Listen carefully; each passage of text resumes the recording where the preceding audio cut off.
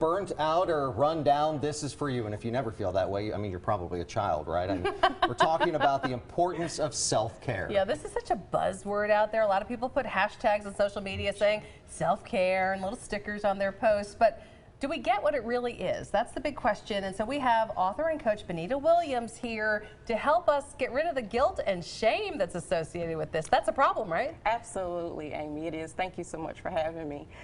When you think about self-care, you know, it's usually something that's last on our list. We're always caring for other people, and we don't really take time to care for ourselves the way that we need to. And so it's a big issue.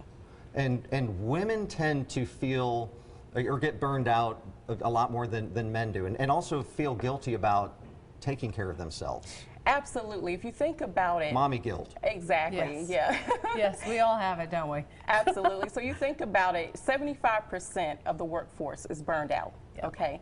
And 40% comprise of women, okay? And so when you think about those numbers, that's high for burnout and exhaustion. The reason is because we don't really focus on self-care like we need to. When we say self-care, though, what do we mean? Is it a bath? Is it a massage? I'm thinking massage. I'm thinking massage too. But or is it other things? Self-care can encompass a lot of different things. Okay. It's really unique to the individual person, but anything that helps with your well-being. We're talking about your physical well-being, your mental well-being, your emotional well-being, and even your inner well-being, your inner peace. That's self-care. And so that's the way that I pretty much define self-care. And it's personal to each individual person. And I would imagine, you know, when I thought about this maybe 10 years ago, I thought, you know, that's crazy that you might have to schedule time for yourself. I mean, just do it. But really, as busy as we are, you got to even put it into your schedule like you would any other appointment. You do. And the thing about it is most of us have routines, right? So we have a routine. We wake up in the morning, you know, we take a shower, we eat, we're off to work, things like that, whatever your routine is. But not many of us have a regimen.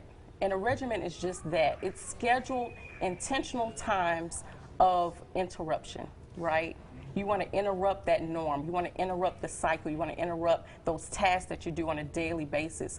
You know, the routines of life, you know, have us on automatic, you know. True. But when you regiment yourself for the success that you desire, then you're doing yourself a favor and you're doing your loved ones a favor as well. And sometimes that can mean just 15 minutes of meditation or just, you know, just going within your thoughts. Absolutely. On that drive to work, for example, if you're always playing music, maybe you don't play music. Maybe you listen to something that's meditative, like you said, or maybe you pop in a tape, your favorite inspirational tape, or things like that. It's an intentional interruption in your daily routine. And if you're somebody who tends to be a couch potato and thinks that's self-care, right. And you're not taking care of yourself physically, like working out and stuff, is that self-care for that person, for example? Right. Well, when you think about it in terms of physical self-care, it's anything that you're doing with intention of well-being. Got it. That's what it is. It's really being intentional about it, because we can have disruptions in life, you know, but we don't want disruptions. We want to have intentional interruptions,